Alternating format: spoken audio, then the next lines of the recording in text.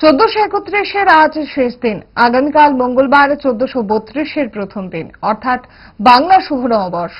বিধায়ক সুদীপ রায় বর্মন বাংলা শুভ নববর্ষ উপলক্ষে রাজ্যবাসীর প্রতি প্রীতি শুভেচ্ছা ও ভালোবাসা জানিয়েছেন।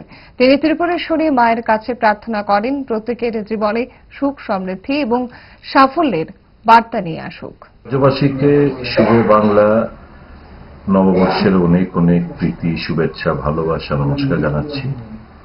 প্রত্যাশা রাখছি ত্রিপুরেশ্বরী মায়ের কাছে আমার প্রার্থনা প্রত্যেকের জীবনে সুখ সমৃদ্ধি ও সাফল্য বার্তা নিয়ে আসবে। বছরটা ভালো কাটবে, রাজ্যের মানুষ নতুনভাবে শান্তি সম্প্রীতি বজায় রেখে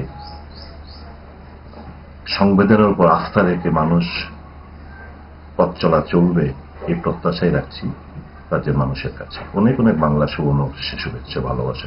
ইচ্ছে করে ডায়েটটা ভুলে রোলটা ফুচকাটা খেতে, কিন্তু মনে রাখতে হবে 5 দশক ধরে গ্যাস অম্বল ও পেটের সমস্যার একমাত্র সমাধান গ্যাস নল।